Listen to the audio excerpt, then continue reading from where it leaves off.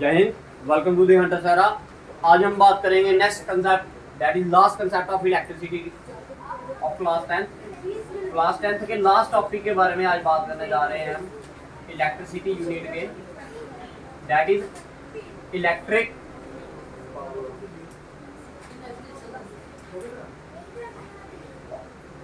इसकी बात करनी है आज हमने, इलेक्ट्रिक पावर की बात करनी है। भाई बेसिकली होता क्या, आसान भाषा में समझे, ये मान लो एक क्या है, कंडक्टर है, कितनी इलेक्ट्रिक एनर्जी ये कंज्यूम कर रहा है, ध्यान से समझना मैंने क्या बोला, कितनी इलेक्ट्रिक एनर्जी ये क्या कर रहा है, कंज्यूम कर रहा है, कितने टाइम में, उसी को आप क्या बोलते हो, इलेक्ट्रिक पावर।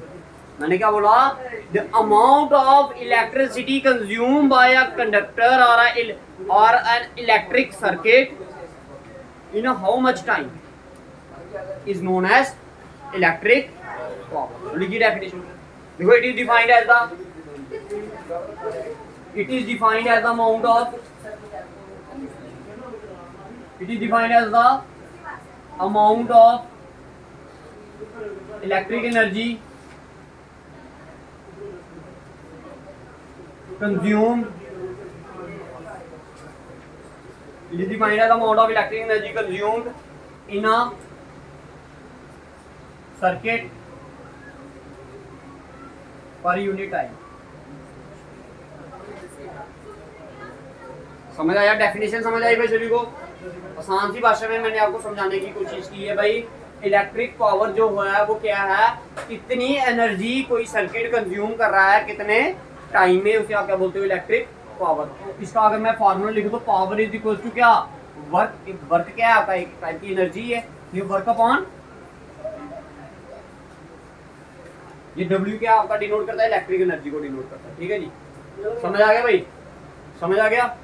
ठीक है, अब याद रखना, इसको मेजर करने के लिए एक ऐसा यूनिट होता है, that is known as watt. क्या बोलते हैं उसे हम? वॉट बोलते हैं। क्या बोलते हैं? वॉट। ध्यान से समझना है, क्या बोलते हैं उसे हम? वॉट। वॉट किसका ऐसा यूनिट है भाई, इलेक्ट्रिक पावर। ठीक है, बोलते नहीं 10 वाट का बल्ब है, ये एलईडी बल्ब जो लगाए हैं कितने वाट के हैं, 10 वाट का, 5 वाट का, फिर 60 वाट का। जो पीले पीले बल्ब आते थे वो कितने वाट का होता था, 100 वाट का होता था। तो ये क्या होता है, यही आपका इलेक्ट्रिक पावर होता है।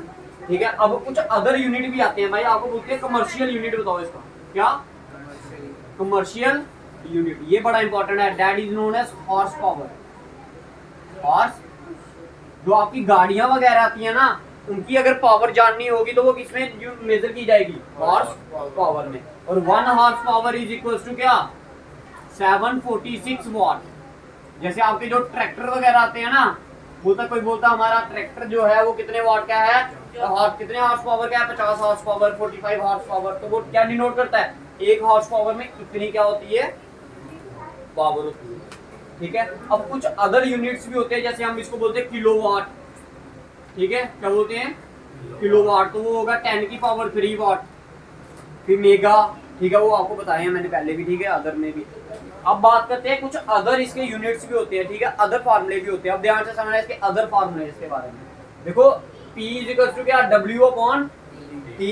अब आपको पता, by heating effect of electric current, by Joule's heating effect of electric current, W की वैल्यू क्या होती थी, I स्क्वायर RT होती थी या नहीं होती थी? इसकी वैल्यू उठाकर यहाँ पर डालो, ये आ गया P इज इक्वल टू क्या, W की वैल्यू आ गई I स्क्वायर RT अपॉन में क्या, T, ये T और T कट गया, दैट इज एक पावर का फार्मूला क्या आ गया, I स्क्वायर R। भाई जब आपको न्यूमेरिकल्स आएंगे तो ये सारी की सारे आपको फार्मूले याद होने चाहिए। समझ आ गया?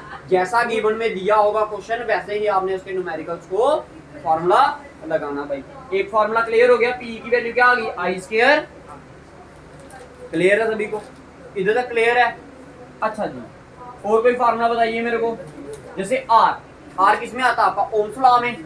भाई ओम्स लॉ, भाई देखिए B की वैल्यू क्या होती है, IR। अगर R की वैल्यू निकालूंगा इधर से तो क्या आएगी, BI अपॉन, होगी या नहीं होगी बताइए, होगी या नहीं होगी, होगी ना। तो करिए इसको वैल्यू इधर पावर में, तो P इज इक्वल टू क्या, I स्क्वायर का I स्क्वायर ही रहा, साथ में आर था तो आर की वैल्यू आ गई बी अपॉन आई, ये आई और एक आई कट गया तो आंसर क्या आ गया बी आई। एक फार्मूला आपका ये भी होता है। समझ आया? समझ आया भाई सभी को? सभी को? किसी को कोई दिक्कत?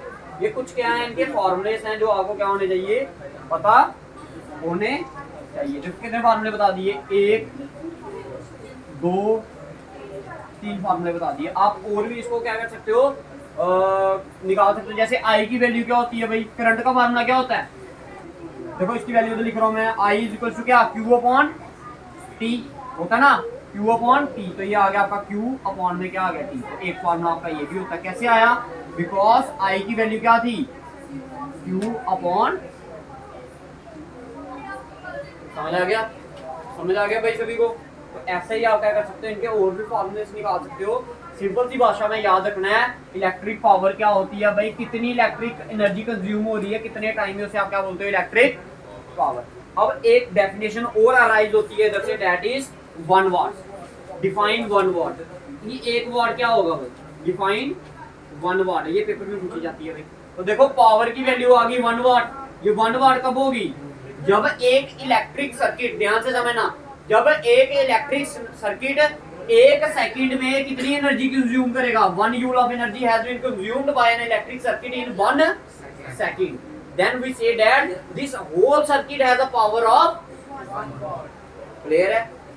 आसान सी भाषा में समझने की भाई, इनको आपने खुद डेरिवेशन बनानी होती है, डेफिनेशन खुद बनानी होती है। देखो कैसे बनाते हैं, power is said to be 1 watt if an electric circuit consume 1 joule of energy in 1 second, then we can say that this whole circuit has a power of।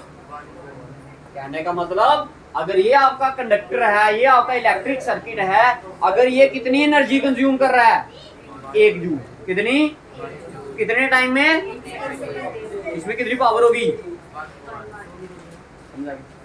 सभी को पक्का? ठीक है, इलेक्ट्रिक पावर। इसी से आपका क्या हो जाता है भाई, ये यूनिट भी खत्म हो जाता है। हमने फिजिक्स के 3 यूनिट खत्म कर लिए हैं।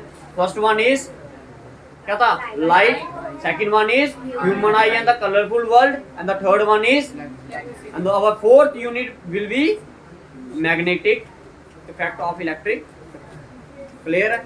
अब हम जो नेक्स्ट जो आने वाली वीडियोस है उसमें हम पढ़ेंगे किसके बारे में, मैग्नेटिक इफेक्ट ऑफ इलेक्ट्रिक। जय हिंद, वंदे मातरम।